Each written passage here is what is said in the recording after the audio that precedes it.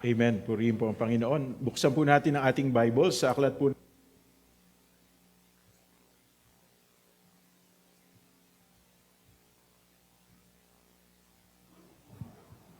Matthew chapter 25 verses 14 to 15.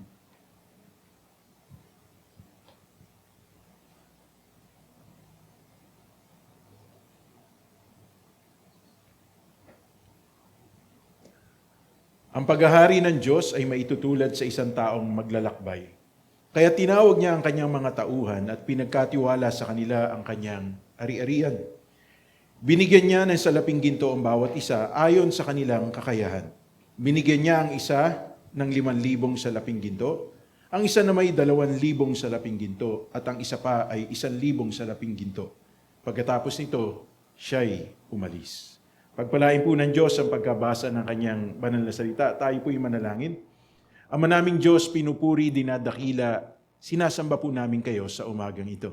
Maraming salamat, Panginoon, sa panibagong araw dinagdag niyo sa aming buhay, sa kalakasan, kalusugan, kagalingan ng aming pangatawan, at sa panibagong pagkakataon na kami po ay sama-samang makapananambahan po sa inyo. Ang aming dalangin, Panginoon, kami nananalig, Panginoon, na ang lahat ng aming awiting papuri at pasasalamat ay naging kalugod-lugod sa inyo. Kaya naman ang dalangin din po namin ngayong umagang ito, pagpalain ninyo ang inyong salita na amin pong pagsasaluhan. Kayo ang Diyos na mangusap sa buhay ng bawat isa po sa amin, at loobin ninyo na maunawaan po namin ang lahat ng ito dahil sa kapangyarihan ng inyong Espiritu Santo na siyang aakay sa amin tungo sa landas ng katwiran upang kami makapamuhay ng kaaya-aya at kalugod-lugod po sa inyo. Salamat po, gamitin niyo po lamang ang kasangkapan upang inyong kalooban ang maipahayag sa aming kalagitnaan. At kayo ang Diyos na magturo sa amin, Panginoon. Salamat po sa inyo namin binibigay ang pinakamataas na papuri, pagdakila at pagsamba sa pangalan lamang ng inyong anak na si Jesus. Ang lahat po ay magsabi ng Amen. Amen. Palakpakan po natin ang Panginoon.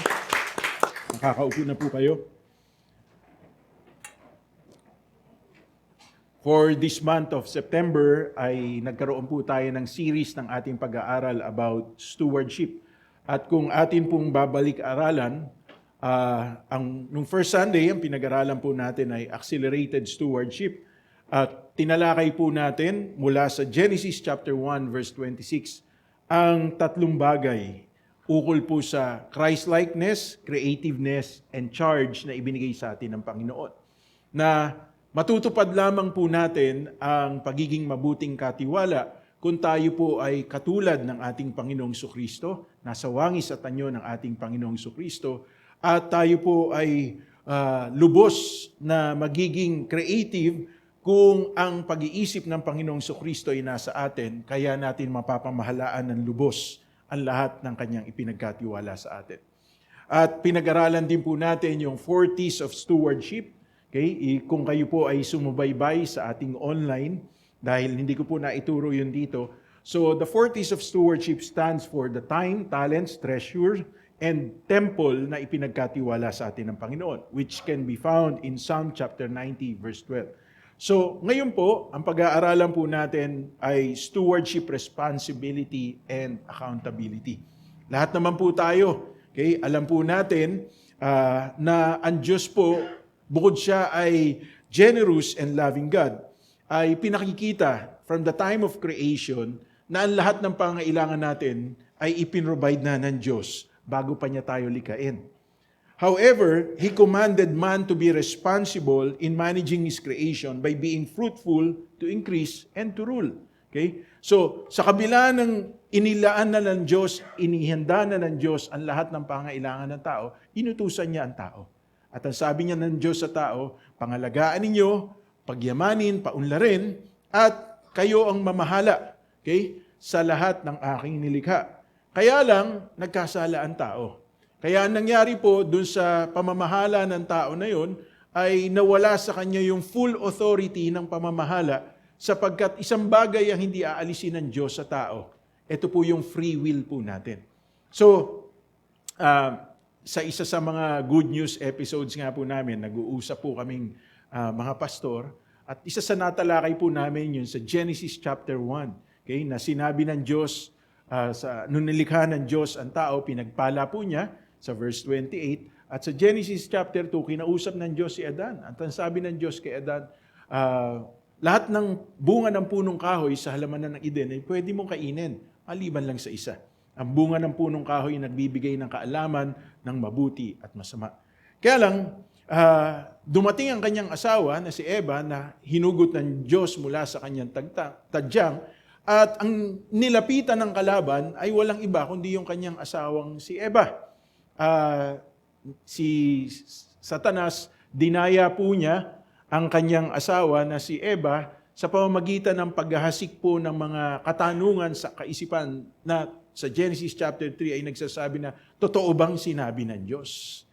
Kaya meron pong cast of doubt sa isipan po ni Eva, and because Eve was not the one who received the first-hand information from God, sinabi po niya dun sa pakikipag-usap niya sa ahas na ang sabi ng Diyos, huwag naming hahawakan at kakainin ang bunga ng punong pagkakilala ng mabuti at masama. At pagkatapos, dahil dinaya na siya ng kalaban, nagkaroon na siya ng doubt sa kanyang kaisipan, ang sabi po ng salita ng Panginoon, because it was pleasing to the eye, and she thought it would bring her wisdom, kaya ang ginawa niya, pumitas po siya ng bunga ng puno na yon, ng pagkakilala ng mabuti at masama. Kinagat niya yon, at pagkatapos binigyan niya ang kanyang asawa. Now, God demands accountability in our decision making. Dahil hindi inalis ng Diyos yung free will for us to decide sa mga bagay na gusto nating gawin sa ating buhay, kapalit po nung free will po na yon ay yung we have to face the consequence of all our decisions. If our decision is right, then we will reap the benefit of our decision. But if our decision is wrong, then we will reap the consequence of our decision. Why is God doing this to us? Hindi ba mahabagin ng Diyos? Hindi ba puno ng pag-ibig ang Diyos? At hindi ba maawain ng Diyos? Bakit papahintulot niya pa na ang tao ay dumanas ng consequence ng mali niyang pagkakasala o mali niyang decision? For the simple reason, God wants us to be responsible sa lahat ng ating ginagawa. Madali kasing maging madaling, halimbawa na lang sa pagiging lalaki, okay? Madaling patunayan ang aking pagiging lalaki sa pamamagitan ng pagkakaroon po ng iba't ibang pakikipagrelasyon sa ibang babae. Pero mahirap patunayan kung ako ay isang maging mabuting ama, sapagkat I need to be faithful to my wife and to my children alone. Maraming tao po sa ngayon nagkakaroon po ng dilema in terms of responsibility and accountability sapagkat hindi nila naulubos na naunawaan ito sa kanilang buhay. Now, let's give a definition. What is stewardship, responsibility, and accountability? Stewardship accountability refers to the responsible management and oversight of resources entrusted to us by God. It is acknowledging that all we have belongs to Him and that we are accountable for how we use and manage these resources. Meaning to say, pag ginamit natin ng tama, we will reap the benefit of our decision. Okay? Dahil tama yung pagkakagamit po natin, magdudulot po ito ng pagpapala sa atin. But if we don't use it right, then magdudulot po ito ng kapahamakan sa atin. Halimbawa na lang po, okay? Makikita po natin itong camera po na to. Itong camera po na to ay dapat gamitin, okay, sa ganitong uri po ng pamamaraan sa pag-cover ng event, pag-cover po ng live streaming. Pero pwede rin pong gamitin yung camera na yan sa labas. Okay? Outdoor. Kaya lang, pag ito pong camera na to ay hindi nagamit ng tama, ang tawag na po ron ay abuse. At dahil na-abuse yung gamit ng camera po na yon, magdudulot na po yun ng deterioration sa lifespan ng camera na yon. Come to think of it, sa katawan na meron po tayo na ibinigay ng Diyos sa atin, pag hindi natin ginamit ng tama itong katawan na to, then we will abuse it. And the abuse that we do to our body would cause us to reap the consequences of our wrong decision making. Now, sa lahat ng bagay na meron tayo, pag hindi natin ginamit ng tama yan, then we would abuse it, and that makes us an unfaithful steward of the resources. And time will come, sisingilin tayo ng Diyos sa lahat ng pinagkatiwala sa atin. Now, what is the importance of being responsible and accountable steward? Okay? The importance of stewardship, responsibility, and accountability reflects our faithfulness, fruitfulness, integrity, and obedience to God. To put it in plain, simple terms, if we are grateful that God has entrusted to us something or many things, then we would be faithful to those things. Naintindihan po ba natin? Kasi in the natural, hindi naman tayo dapat pagkatiwalaan eh.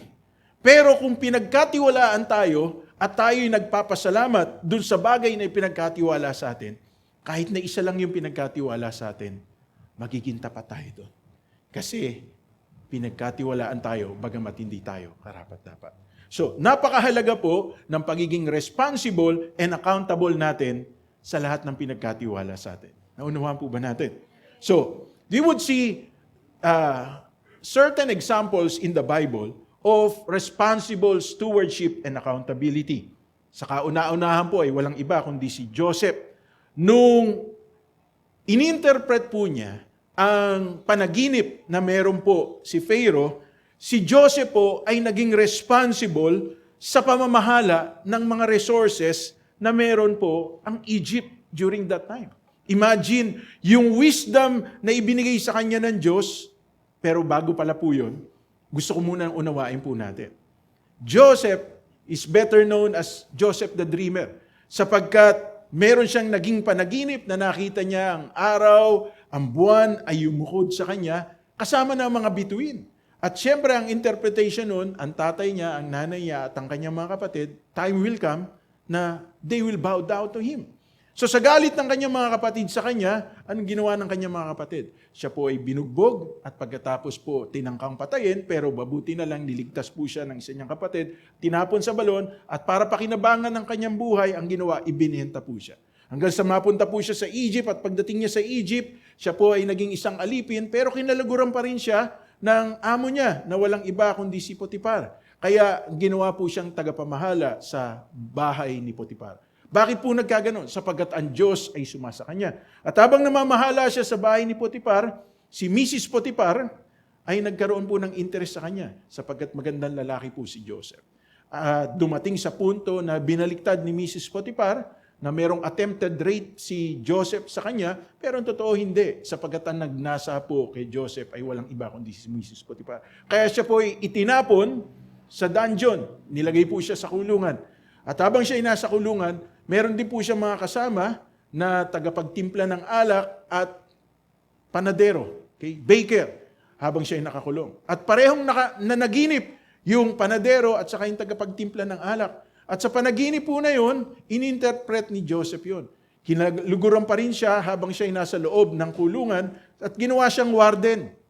Ininterpret niya yung panaginip ng dalawang tagapaglingkod sa hari at ang sabi niya, ikaw, yung panadero, ay mamamatay. Pero ikaw ay makakabalik sa palasyo. Pero pinakiusapan niya yung tagapagsilbi ng alak. Sabi niya, pag nabalik ka na sa palasyo, huwag mong kalilimutan na ako ay nakapagbigay ng tulong sa iyo. At ang nangyari po, nakabalik nga sa palasyo, samantalang yung panadero po ay napatay. So, habang nasa palasyo po, yung pong tagapagsilbi ng alak, dumating ang punto na si Paraon ay nanaginip. At sa panaginip ni Paraon, walang sino mang pantas na naroon sa bansang Egypt ang makapagbigay paliwanag sa kanyang panaginip. Naalala po ngayon, nito pong tagapagsilbi ng alak, na meron nga palang tao na walang iba kundi si Joseph na nakapagbigay paliwanag sa kanya pong naging panaginip. Kaya pinatawag po kagad si Joseph. At matapos po ikwento nung Paraon ang kanyang naging panaginip, nabigyan po ng proper interpretation ni Joseph yung panaginip na yun. At kinaluguran po siya, walang iba kundi ni Paraon.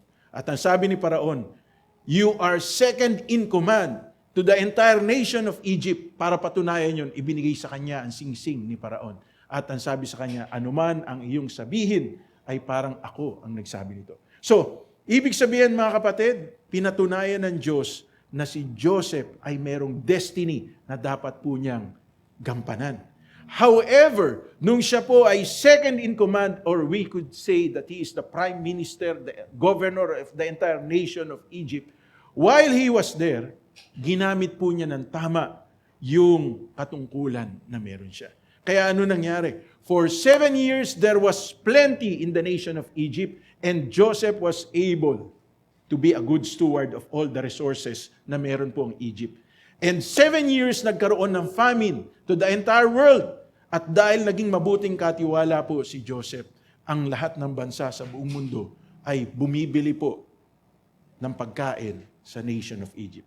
At na-fulfill yung kanyang panaginip. Sapagkat ang kanyang mga kapatid, dahil sa paghahanap ng pagkain, ay pumunta sa Egypt at pagkatapos po ay nag-bow down sa kanya. Dahil hindi nila kilala na si Joseph pala yun. Akala nila, prime minister lang ng Egypt yung kanilang kaharap. Pero ang totoo, prime minister siya ng Egypt, but at the same time, kapatid niya sila. Hanggang sa pinatawag niya ang kanyang ama, at si Jacob ay napunta sa Egypt. That's the reason why, kung bakit ang bansang Israel is under slavery for almost 400 years in the nation of Egypt, sapagkat nag-relocate sila pamula sa kanilang kinalalagyan, papuntang Egypt, and they live in the land of Goshen for almost 400 years. Kaya, noong time ni Moses, sila po ay pinalaya ng Diyos sapagkat namatay si Pharaoh, hindi na sila kinilala ng sumunod na hari ng Egypt at sila'y ginawang alipin sa bansang Egypt. So, number 1 example of responsible stewardship accountability, si Joseph. Pangalawa, sino po makikita po natin? Si David. Sino ba si David? Si David po ay isang pastol. At ang totoo, hindi naman po siya karapat-dapat in the natural maging hari. David shepherded his flock with integrity of heart, with skillful hands he led them, as mentioned in Psalm 78 verse 72. He wasn't perfect, his faults are recorded right alongside his victory. Yet he was a man who pursued knowing the Lord with a whole heart and to lead according to what God revealed to him. Na anong makikita natin dito? Nung panahon na si David po ay nagpapastol, ginawa po niya yung kanyang trabaho na yun nang may buong puso siya. Kaya habang ang kanyang mga kapatid ay kasama sa mga kinapipitaganang pinararangalan na mga sundalo ng bansang Israel, si Joseph naman po, dahil siya ang pinakabunso, siya nagpapastol ng tupa ng kanyang ama. Until one day, his father Jesse asked him, punta mo nga yung mga kuya mo, silipin mo sila sa kanilang kinalalagyan, at pagkatapos, dali mo itong mga pagkain na to para may makain sila. At nung pumunta si David doon, nakita niya ngayon si Goliath. Okay? Hinahamak ang mga sundalo ng lingkod ng Diyos. At ang sabi, sino tong, sabi ni David, sino tong hindi tuli na to? Para hamakin niya ang mga sundalo ng Diyos. Sabi nung kanyang kapatid, hoy, huwag kang ganyan. Kami nga lahat na nandi dito, nanginginig sa takot eh. Sabi niya, ano ba sabi ng hari? Kung sino makakatalo dito sa higanting to, ano sabi ng hari? Sabi ng hari, mapapangasawa niya ang prinsesa. Pangalawa, hindi na sila magbabayad at ang kanyang buong pamilya ng tax habang buhay. At higit sa lahat, syempre, makakasama siya sa palasyo. Ganun. Sabi niya ganun. Sabi niya, sige, ako nga harap. Sabi ng kanyang kuya, tigilan mo nga yan. Pinapagdala ka lang ng tatay natin ng pagkain namin. Pagkatapos gusto mo ngayon, ikaw ang lumaban. Pero buo ang loob ni David eh. Bakit? Sapagkat kinuwento niya. Oso nga, napapabagsak ko. Leon nga, napapatay ko eh. Ito pang hindi tuling higante na to na duling. Dinagdag ko na lang po yung duling. No? So, ngayon, sabi niya, lalabanan ko siya sa pangalan ng Panginoon. Now, nagawa niya po yun. And he was able to be responsible and accountable during his entire kingship in the nation of Israel. Tandaan po natin, when David was anointed as king, he was just a teenager. Pero nung siya ay naluklok bilang hari, 30 years old siya, and he reigned for 40 years in the entire nation of Israel. 70 years old po siya nang mamatay siya. But all throughout his reign, ang naging pagkakamali lang po niya, bumagsak po siya sa isang babae na walang iba kundi si Bathsheba, na naging asawa po niya at naging ina ni Solomon na sumunod na pinakamatagumpay na hari. Ba't ko po ito kinikwento sa inyo? Kasi ang reality ng buhay, hindi dahil sa pinagkatiwalaan tayo, ibig sabihin, hindi na tayo magkakamali. Ang reality ng buhay, hindi dahil sa may katungkulan tayo, hindi na tayo madadapa, magkakamali o magkukulang.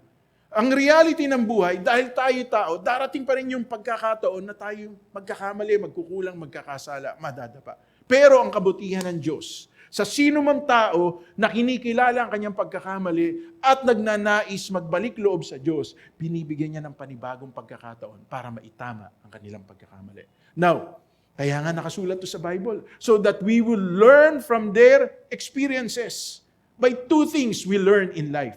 Number one is through the mistakes of other people because they have paid the price. And number two, we learn by our own mistakes. And that means we pay the price ourselves. Mamili tayo kung saan po natin gustong matuto.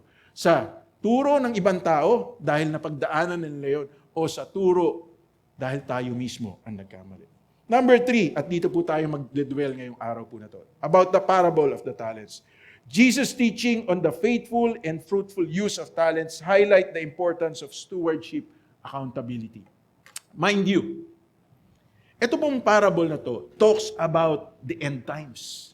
Baka akala po lamang natin patungkol po ito sa mga kayamanan, patungkol po ito sa pera, o patungkol po ito sa mga material na bagay ukol sa mundong ito. Jesus used that illustration only to make a point na sabi nga ng salita ng Panginoon, merong isang hari na kinakailangan niya magbiyahe at pagkatapos, bago siya magbiyahe, pinatawag niya ang kanyang mga utusan, ang kanyang mga alipin, at pinagkatiwalaan niya sila.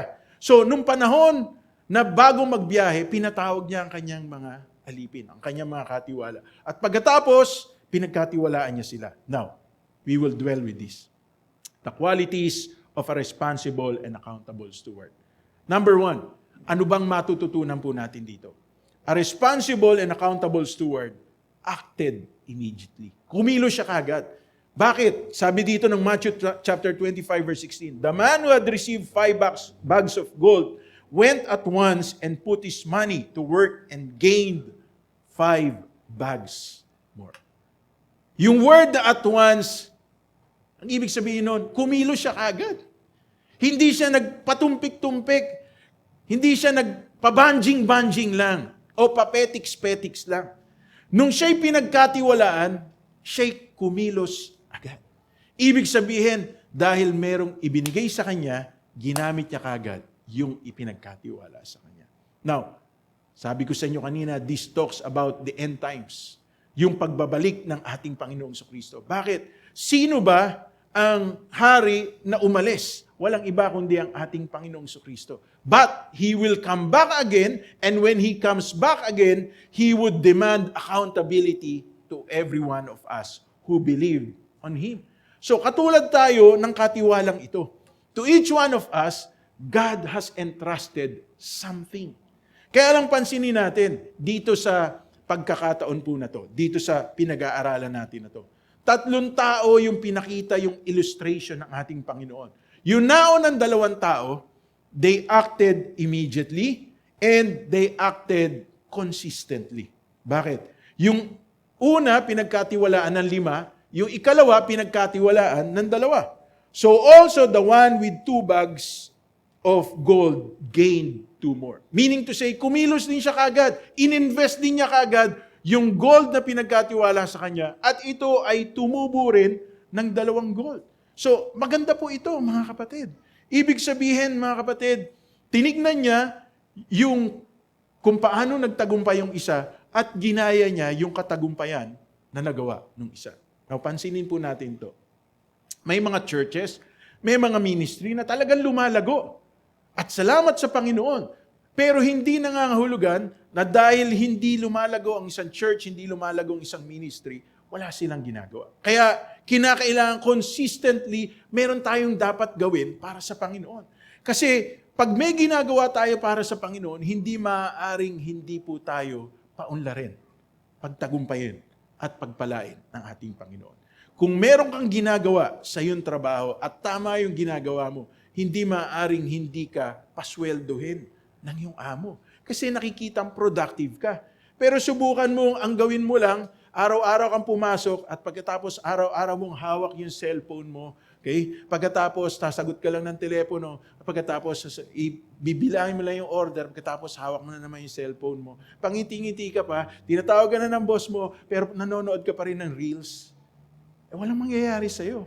Pagdating ng araw ng evaluation, pagdating ng araw na meron kayong company meeting, hindi ka ma-promote. Bakit? Kasi hindi ka productive.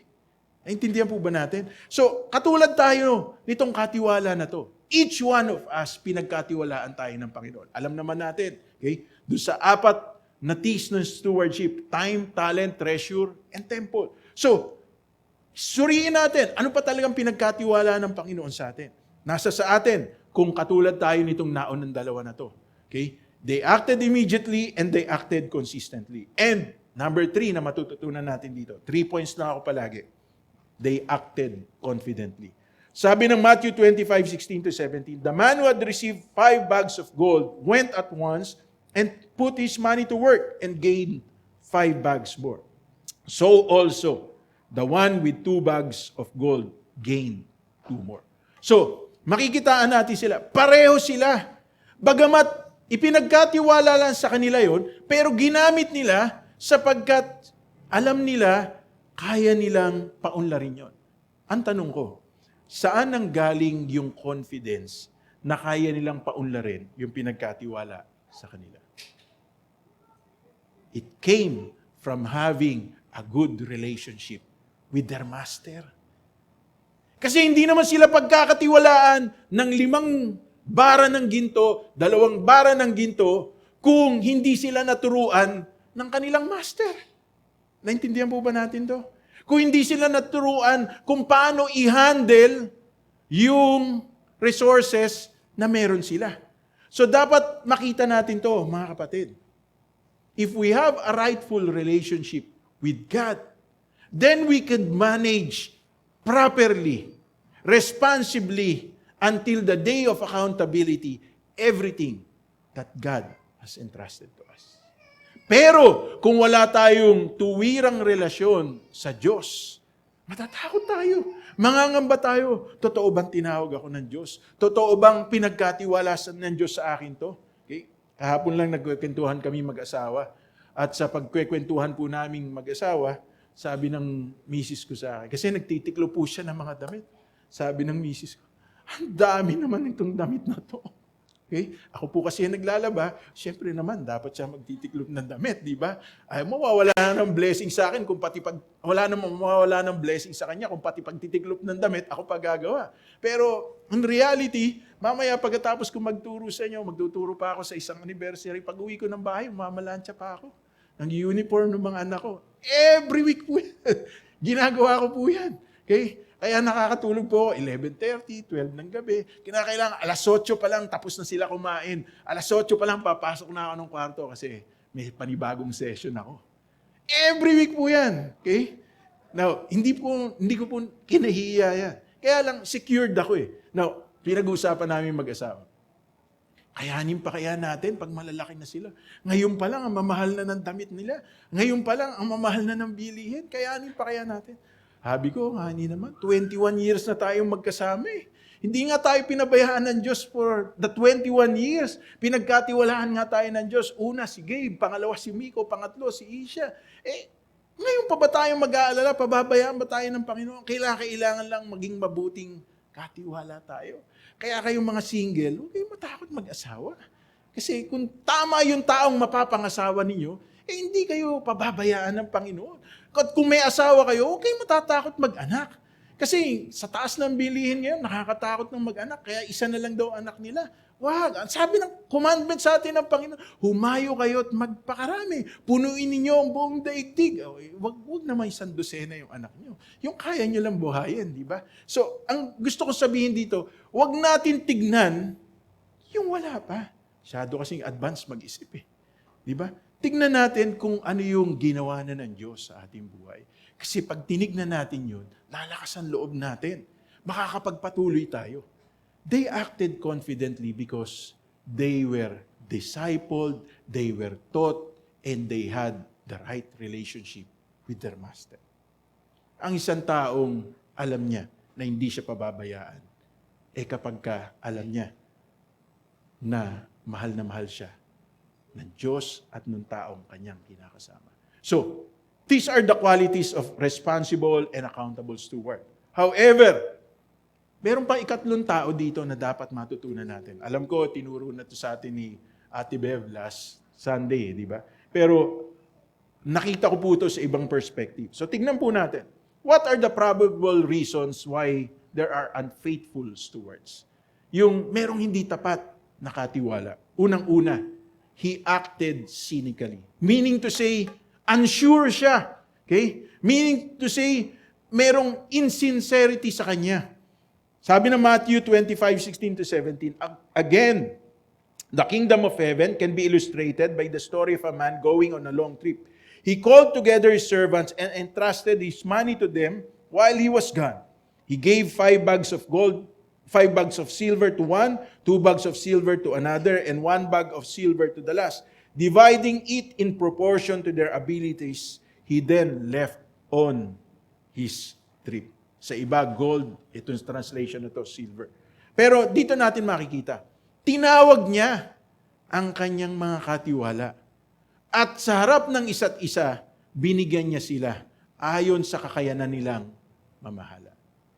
Aba, kung si Uncle Pete ang tatanggap ng 5 ginto o pilak, di wow. Okay? 5 bar ng ginto. At kung si Arky John Ray ang tatanggap ng 2 bara ng ginto o pilak, di wow pa rin, di ba? Pero paano kung si Kuya Kiel ang tatanggap ng 1? Teka muna. Bakit sa kanya 5? Sa kanya 2? Sa akin 1 lang. Ibig ba sabihin, kuripot yung nagbigay? Hindi. Malinaw na sinabi kasi dito, dividing it in proportion to their abilities. Sa palagay nyo, itong master, itong hari, kasi sabi dito, king di ba? Nagkaroon ba siya ng misjudgment? Nagkulang ba siya? Hindi ba pantay yung kanyang pagtingin-tingin sa kanyang nasasakupan? Bakit iba yung kanyang ipinagkatiwala? Ba't magkakaiba pa? Hindi, malinaw na sinabi. He divided it in proportion to their abilities. So, alam nung master na ang kaya 5, yung isa kaya 2, yung isa kaya 1. Pero, why did he acted cynically? Because he compared himself to others. And many people, kaya hindi sila nagiging productive sapagkat nakikita nila yung iba at hindi nila nakikita yung kakulangan sa kanilang sarili. Mga kapatid, ako naniniwala, hindi po nagkamali yung master dito. Kaya siya naging unfaithful steward sapagkat sa umpisa pa lang, nainggit na siya. Nagkaroon na siya ng comparison. Sa kanya 5, sa kanya 2, sa akin 1. Ang tanong ko po, meron ba sa kanilang karapat-dapat tumanggap ng anuman mula sa kanilang amo? Wala, in the natural. Kasi in the natural, lahat sila, ang puhunan nila, 0.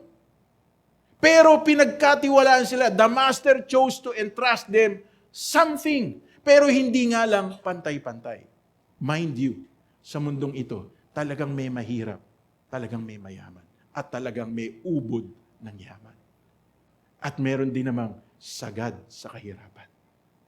Pero ibig ba sabihin nun, ang Diyos, kasalanan niya kung bakit mahirap ang isang tao, at kasalanan din ba niya kung bakit mayaman na, yumayaman pa yung ibang tao? Hindi. Kasi God entrusts everything to us in proportion to our abilities. So, meaning to say, mga kapatid, kinakailangang maging mabuting katiwala tayo. Pansinin natin. Halimbawa, si Kuya BJ. Halimbawa, sabihin natin, marami po siyang pera. Okay? At ang gusto niya ay passive income. Ayaw niya na siya pa ang magtatrabaho. So, ang gagawin niya ngayon, magbibigay po siya lalagay po siya ng pera sa money market, maglalagay siya ng pera sa stock market, maglalagay siya ng pera sa real estate trading. Okay? Kasi meron po siyang pera, may resources naman po siya. Kaya lang, bakit hindi siya maglagay ng pera dun sa karinderya na malapit sa kanila? Bakit kinakailangan niya maglagay ng pera sa malalaking kumpanya? Kasi yung malalaking kumpanya na yun, may system na sila. Okay? May tamang pamamaraan na sila. Tested na yun. Ito po ang problema kasi natin. Oftentimes, we compare ourselves. Di ba dapat tulungan yung mahihirap? Di ba dapat sila yung, para makabangon sila sa kanilang kinalalagyan, sila yung dapat abutin? Tandaan po natin, maraming pagkakataon sa Bible, yung mga taong naiinggit, mga taong nagkukumpara, mga taong feeling nila mas entitled sila, ay yung mga tao pong hindi nagtatagumpay. Pero kung titignan natin ang ating sarili, na hindi tayo karapat-dapat ng anumang bagay na meron tayo, pag binigyan tayo kahit isa, dapat gamitin po natin ng tama yun. Kasi in the natural, wala naman tayo eh. Pero God chose to entrust to us something. Kaya dapat yung pinagkatiwala sa atin, gamitin po natin ng tama, paunlarin po natin, pagyamanin natin, pagtagumpayan natin sa tulong ng Panginoon. Amen po ba? Palakpakan po natin ang Panginoon. Pangalawa, probable reasons why they are unfaithful stewards. He acted consciously. Sabi ng Matthew 25:18, but the man who had received one bag went off, dug a hole in the ground, and hid his master's money. Conscious siya. Yung amo ko, isa lang ang binigay sa akin. Dahil di naman ako binagkatiwalaan ng marami, mas mabuti pa, para siguradong may maibalik ako sa kanya, tago ko na lang itong binigay niya sa akin. At least, pag bumalik siya, maibabalik ako sa kanya. Hindi naman totally zero, kung hindi, maibibigay ko sa kanya kung ano man yung ibinigay niya sa akin. So, he acted consciously. Naging masyado siyang maingat. Hindi siya nag-take ng risk. Hindi siya gumawa ng dapat niyang gawin. Ang tanong ko, kung ito'y ibinaon niya sa lupa, ito po ay bag of money, gold or silver, anong nangyari doon? Definitely, wala. Anong ginagawa ngayon nitong katiwala na to? Sabihin na nating 1 year na wala yung kanyang amo. Sa loob ng 1 taon, anong ginawa niya? Sabihin na natin 2 years. Sabihin na natin 10 years. Sabi ng Bible, 1 day is like 1,000 years unto the Lord. Or 1,000 years is like 1 day to the Lord. So, if the Lord Jesus Christ will not come back yet, at sabi, 2,000 years ago, namatay ang Panginoon. Paano kung biglang bumalik ang Panginoon? Tayo na mga katiwala ng ating Panginoon, anong ginagawa natin para sa Kanyang kaharian? Ito po ang tanong. What are we doing for the Lord in His kingdom? Kaya dito natin dapat makita, hindi tayo dapat natatakot. Kasi if we have a rightful relationship with God, alam natin, sasamahan tayo ng Panginoon. Itong taong ito, he acted consciously. Bakit? Sapagkat naniniwala ako, hindi niya lubos nakakilala ang kanyang amo. Lastly, he acted cowardly. Natakot siya eh. Sabi ng Matthew 25:24-25, then the man who had received 1 bag of gold came. Master, he said, I knew that you are a hard man, harvesting where you have not sown and gathering where you have not scattered seed. So I was afraid and went out and hid your gold in the ground. So here is what belongs to you. Natakot po siya. Mga kapatid, maraming pagkakataon. Hindi tayo nagtatakot gumawa ng hindi tama. Lalo na't gusto nating yung bagay na gusto nating gawin. Okay? Halimbawa na lang, sa inyo, na minsan kasi merong nagtanong sa akin, Pastor, masama bang tumaya sa STL? Sabi ko, ang tanong ko sa kanya, nakakasiguro ka ba na yung itinataya mo tatama? Hindi po. Kaya lang po, paano kung tumama ako? Tinanong ko siya, gaano kadalas kang tumaya? Matagal na po akong tumataya. Taon na po. Gaano kadalas kang tumama? Siguro po, sa isang taon, mapalad na po yung doblado. Makadalawang beses. Di ba? Gano'n. Kung kukumpitin natin, pa 20-20 lang. Sa isang buwan, 600 pesos. Sa isang taon, 6,000 pesos. Pag tumama ka, magkano tinatamaan mo? Siguro po malaki na po yung 2,000, 3,000. Di lugi ka pa. Diba? Paano, Pastor, kung bigla naman akong tumama ng daan-daan libo? Kaso nga, sa loob ng 5 taon, hindi ka pa tumama ng daan-daan libo. Pinakamalaki na kamo yung 2,000, 3,000. Malakas ang loob tumaya, kahit na hindi siguradong tatama. Naintindihan po ba natin? Pero sa paggawa ng tama, natatakot. Parang itong tao na to. Natakot siya i-invest yung pinagkatiwala sa kanya. Kaya anong ginawa niya? Itinago niya.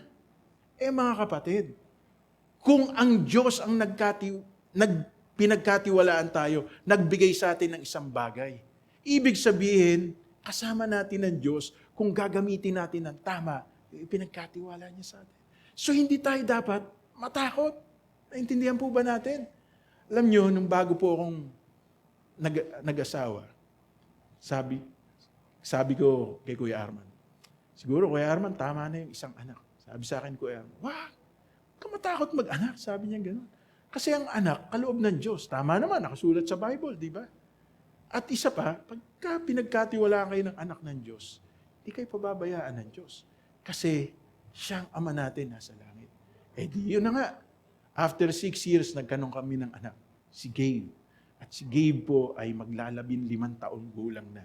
Ngayong October 13, ka-birthday ni Brad Barry. Okay? Madalas dito nakaupo si Brad Barry, napunta ron Okay? Nawala ako sa orientation. Okay? So, October 13, magpi-15 years old na. Pag sinisipilyo ko nga yung anak kong yun, okay? Hanggang dito ko na, anak, umayos ka na. Okay? Alam nyo mga kapatid, hindi ko matanggap ng una na ganun yung anak ko Sabi ko, Lord, bigyan niyo po ako ng isa pang anak. At dumating si Miko. Si Miko na napakabait. Na pag tinawag mo, wait lang po.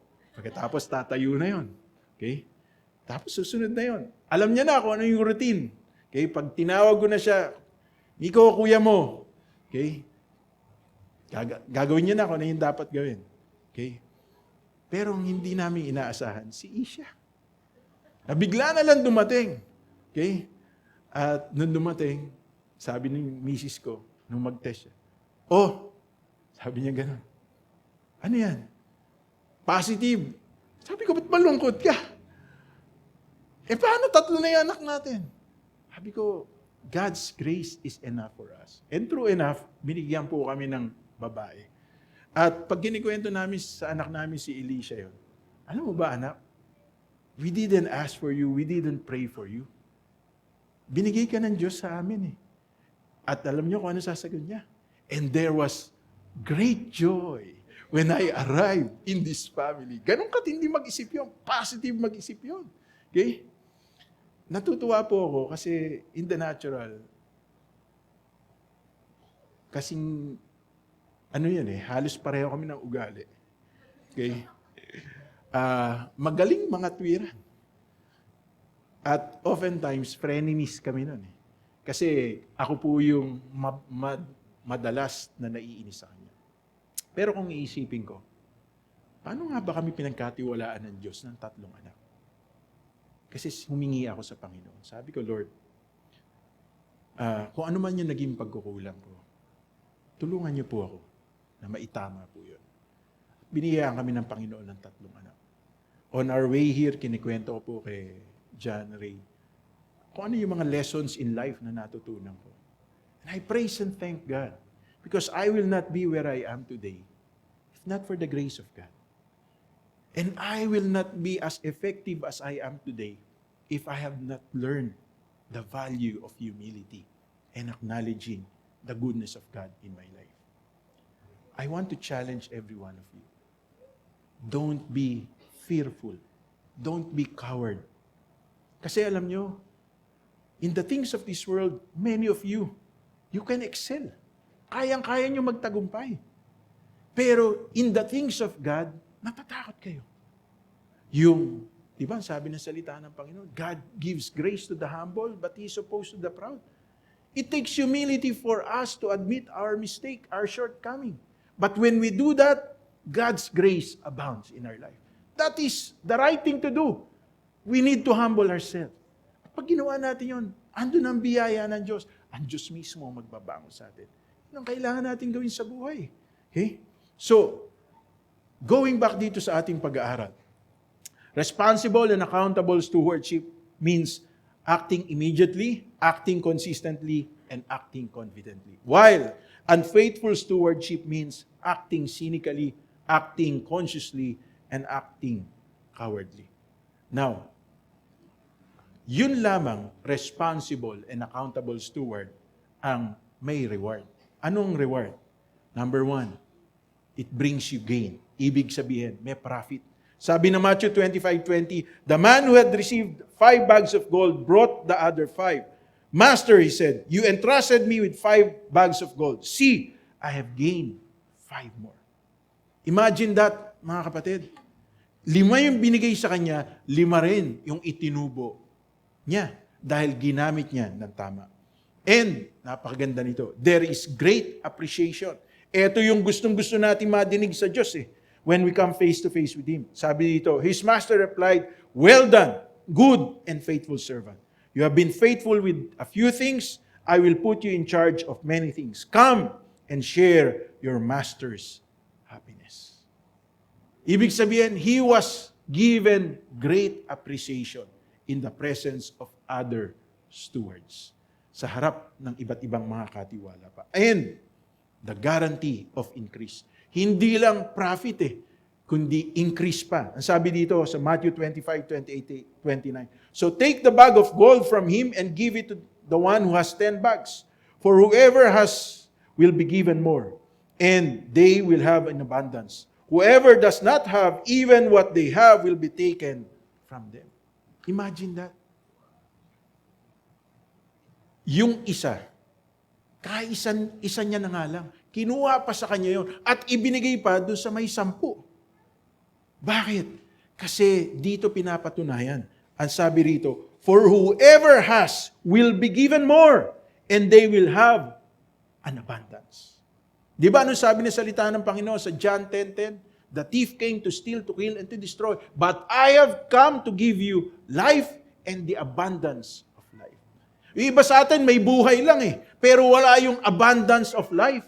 Ito yung dapat maranasan natin, mga kapatid. If we're doing something for the Lord, then we would experience the abundance of life. Naintindihan po ba natin to? Kaya lang, kinakailangan itama natin. Let's go back to the basic. Ano yung basic, mga kapatid? Let's read the Bible. Let's do our devotion. Let's pray. Let's give our tithes. Let's give our offerings. Because all these things, itong 5 bagay na to, ito yung dahilan kung bakit hindi makakapanaig ang kalaban sa ating buhay. Bakit tayo unsure? Kasi wala tayong confidence sa Diyos. Dahil hindi tayo nagpe-pray, hindi tayo nagbabasa ng Bible, hindi natin isinusulat yung pangungusap sa atin ng Diyos. Alam niyo po yung mga anak ko, pag nagising sa umaga yan, lalabas ng kwarto yan, dala-dala yung Bible. Uupo doon sa dining table namin. Pupungas-pungas pa ng mata yan. Bubukas yan. Magbabasa. Minsan, nakabukas yung Bible. Tulala. Nagbabasa ka ba? O natutulog? Iniisip ko, Daddy, kung anong ibig sabihin ng binasa kong verse. Okay, isipin mo, anong pangungusap sa iyo ng Lord? Okay. Just one simple sentence. Susulat niyo na yun. Gigisingin ko sila ng 6:30, 7:30 papasok sila. Kailangan tapos nila yung devotion nila before 7 a.m. Kasi 7 a.m. maliligo sila, 7:10 kakain sila, 7:30 alis kami ng bahay. Routine na yun. Kaya hindi ako pwedeng hindi nakaluto bago mag-alas 7. Alam niyo na yun. Diba? Routine na rin yun. So, gusto ko lang pakita sa inyo, kung yung basics na yun ay alam natin, then kayang-kaya natin ano man ang pagkatiwala sa atin ng Panginoon. Pero, kung yung basics na yon hindi natin magawa, hindi natin magagawa ang malalaking bagay na ipagkakatiwala ng Panginoon sa atin. Maaring magtagumpay kayo secularly, maaring magtagumpay kayo financially, maaring magtagumpay kayo in terms of other things in your life, pero when you are by yourself at the end of the day, may kulang. May kulang, maniwala kayo sa akin. Pero, if you know that you have done your part in securing your relationship with God, kahit hindi kayo secured financially, okay, materially, and other things of the world, pero hindi ka nangangamba sapagkat hindi ka pababayaan ng Panginoon. In conclusion, responsible stewardship accountability comes from acknowledging that we all are just a manager and not the owner of what was entrusted to us. Manager lang tayo. Tagapamahala lang tayo. Kahit ako. Tagapamahala lang ako ng gawain ito na pinagkatiwala sa akin ng Diyos. The time will come, maharap ako sa Diyos. At pag umarap ako sa Panginoon, kung hindi ako naging mabuting katiwala, hindi masasabi sa akin ng Panginoon, well done, good and faithful servants. Mahabang panahon na, 13 years na tayo dito sa Baliwag. Salamat nga sa Panginoon eh. Kanina nagpapaawit si Shelo, sabi ko, Lord, napakabuti po ninyo. Hindi ko kasi makalimutan yung isang araw na yun. Nagsisimula pa lang tayo. Kinailangan namin mag-asawang pumunta sa kwarto ni Shelo. Kasi ayaw pumasok ni Shelo sa school. Nakiusap namin niya. Pag-pray namin si Shelo. But here she was, standing before us, leading us in worship to the Lord. She could have stayed in those trying times. Hindi niya na-overcome yun. Kasi merong mga tao na hanggang ngayon, hindi nila na-overcome yung mga insecurities nila, yung mga low self-esteem nila. Wala silang confidence sa sarili nila. But she chose to believe God has a plan and a destiny for her life. At ako naniniwala, hindi lang si Shelo yun. Lahat tayo na nandito. Kaya lang, nasa sa atin ang pagpapasya. Yung pinagkatiwala sa atin ng Panginoon, willing ba nating gamitin yon para sa Kanya? Si Shelo, purihin ang Panginoon. Pwede mag-artista yan eh. Oo nga. Diba? Pero,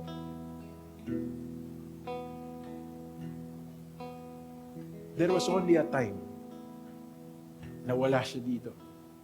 Kasi buong family sila. Wala. Pero she makes it a point na kapag ka para kay Lord, she has to be here. Kahit na backup singer lang siya. Kahit nga, nandun lang siya sa likod, wala sa harap ng camera eh. She makes it a point. And I honor God sa buhay ni Shelo. Hindi lang dapat kay Shelo, sa bawat isa sa inyo. Have you ever desired in your heart na sa buong isang taon, hindi kayo a-absent? Dahil para kay Lord yun. Diba? Sa trabaho nga, pag umabsent ka, no work, no pay. Sa school nga, pagka may absent ka, pag lumampas ka sa 14 days na absent, na allowed ng school, o 40 days, hindi ka na pwedeng, kahit na nag-excel ka, hindi ka na pwedeng mabigyan ng honors sapagkat hindi ka nakamit sa standard. Pero bakit pa dating kay Lord? Parang naintindihan naman ni Lord, I'm going through something in my life. Naintindihan naman ni Lord, may sakit ako eh. Naintindihan naman ni Lord, kailangan kong unahin to. Ang totoo, hindi naman naintindihan ng Lord yun eh. Sabi mo lang yun, naintindihan ng Lord. Pero kung ikaw ang iintindi, sa gusto ng Diyos, you will make yourself always available. Alam nyo, 3 types of stewards in the Bible. Those who was entrusted by 5 golds, second 2 golds, and the third was 1 gold. 2 were productive, 1 was unfaithful. Huwag natin payagan yung sarili natin. Mapunta doon sa ikatlo. Sikapin natin maging katulad tayo na naunang dalawa. Because there is great gain, there is great appreciation, and there is great increase sa buhay natin. Alam nyo, mga kapatid, I end with this. Time will come that we will no longer be able to do what we are doing right now. Ewan ko kung nabalitaan nyo, yung lockdown sa India ngayon because of the Nipah virus na sinasabi nila parang nagiging walking dead yung tao. Out of 23 na infected, 2 na kagad yun namatay. Ganun ka-infectious. Sabi naman, dati na raw nagkaroon ng ganung virus, pero syempre, nag-mutate yung virus. Di pa nga tapos yung COVID, eto na naman, may panibago na naman, at malala na naman to. That's why yung isang state sa India, Kerala yata yun, they have to lock down that area. Gaano ba karami ang tao sa India? 1.1 billion people. Ang China, 1.2.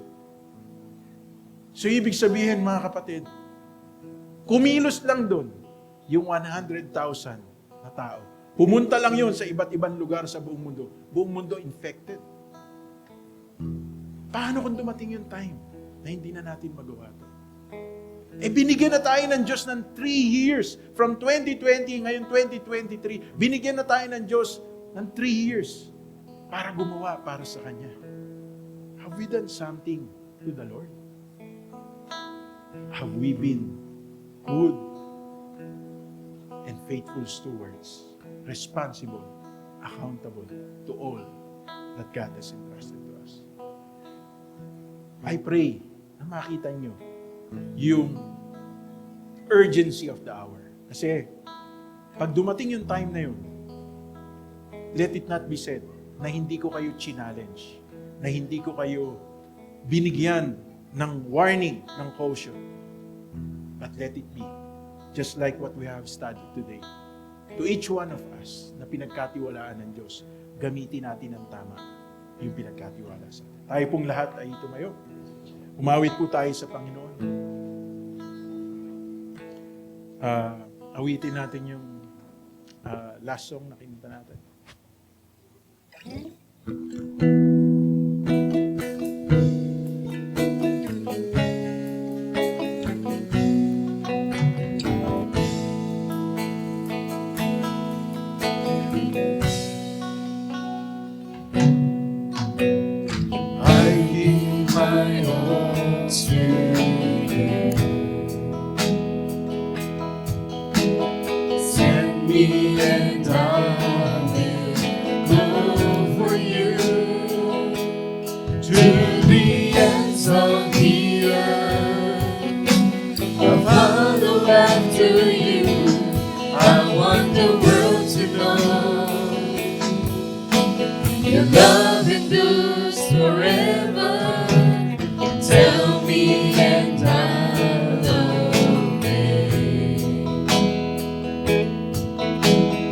This is far greater than sacrifice. Trusting you and not myself. You'll always lead to blessing. Lord, have your way in me. Not my will, yours be done. Here I stand within your presence, longing for your touch.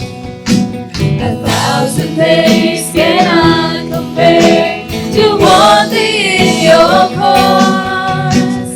Hold me now and never ever let me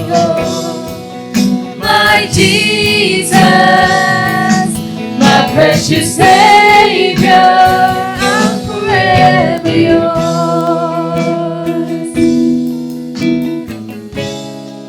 Is it true? Katulad ng inawit po natin. Is it true that we are forever in the Lord? Baka awit lang po ito na gusto nating awitin. Pero kung ngayong umagang ito, alam ng bawat isa sa atin na tayo ay nagkulang, nagkamali, nagkasala laban sa Panginoon. At may mga pinagkatiwala ang Diyos sa atin na hindi tayo naging mabuting tagapamahala. God is not just a God of second chances, but He is a God who gives many opportunities, many chances to those who humbles themselves before Him, who surrenders their life before Him, and to those who ask the help of the Lord in order for them to be able to stand before Him again. Sabi nung awitin na ating kinakanta, I will worship you forever because I'm forever yours. Ngayong umagang ito, as we close our eyes, as we bow down our heads, let us make a surrender to the Lord right now. Let us make a resolution to ourselves right now. Kung hindi tayo naging mabuting katiwala, kung tayo ay natakot, nag-alinlangan, nangamba, lumapit tayo sa Kanya. Hingin natin sa Panginoon, bigyan niya tayo ng panibagong pagkakataon. Because this servant who was cynical, who was conscious, and who was coward, the judgment that was given to him is that kinuha ng kanyang master ang pinagkatiwala sa kanya, and he was cast into utter darkness where there was weeping and gnashing of teeth. Meaning to say, dumating yung araw na wala na siyang pagkakataon pang para magsisi because that day was the day of judgment. But today, meron pa tayong pagkakataon. Meron pa tayong panahon para tayo ay magbalik loob sa Panginoon. Para tayo ay humingi ng tawad sa Panginoon. Para tayo ay minsan pang humingi ng pagkakataon na bigyan niya tayo ng panibagong panimulan. I want you right now to ask the Lord to have mercy on you, to humble yourself before God, and to ask the Lord to give you another chance. Come on, let's sing this song. I will worship you forever. I will worship you. I will worship you forever. I will worship you. And I will worship you forever. I will worship you. For the last time, I will worship you. I will worship you forever. I will worship you. And be rested within your presence, longing for your touch. 1,000 days cannot compare to one day in your cause. Hold me now and never ever let me go. My Jesus, my precious Savior. Be rested within your presence, longing for your touch. 1,000 days cannot compare to one day in your cross. Hold me now and never ever let me go. My Jesus. precious Savior, I'm forever yours. Sabi po ng awitin, hold me now and never ever let me go, for you are my Jesus, my precious Savior. I'm forever yours. Let that be the song in our hearts right now. For God to not let go of every one of us. Even in times na nagkamali tayo. Even sa pagkukulang natin, sa pagkakamali natin, sa pagkakasala natin. Sapagkat ang Diyos ay Diyos ng panibagong panimula. Siya ay Diyos ng panibagong pagkakataon. Siya ay Diyos ng panibagong pag-asa. Kaya payagan natin ang Panginoon to minister to every one of us. And if you are entrusted by God with so many things, be faithful, be grateful, be accountable. Sapagkat naniniwala ako, if you are faithful, grateful, and accountable, God is able to prosper you more, to give you abundant life, and to make you increase in all that you do. Salamat po, Panginoon. Selyuhan niyo po ang lahat ng aming pinag-aralan ngayon sa pamamagitan ng banal na dugo ng iyong anak na si Jesus. At hayaan niyo ang banal na Espiritu ang patuloy na magpaalala sa amin ng mga katotohanan ito. Tulungan niyo po kami, Panginoon, na maging mabuting katiwala ninyo, maging tapat na katiwala ninyo, at maging matalinong katiwala ninyo. Sapagkat darating ang araw, we would be accountable to all the things that you have entrusted to us. So help us while there is yet time to be responsible in all that we do. Salamat po, Panginoon. Now bless every one of us this morning. The Lord bless you and keep you. The Lord make His face to shine upon you and be gracious to you, and lift up His countenance upon you and give you His peace. This we all ask and pray in Jesus' mighty name, and all of us will say, Amen, Amen. Palakpakan po natin ang Panginoon. Purihin po ang Diyos. Maraming salamat po for joining us. Samahan niyo po kami muli sa susunod na linggo as we continue worshiping the Lord and exalting the name of our living God. God bless you po.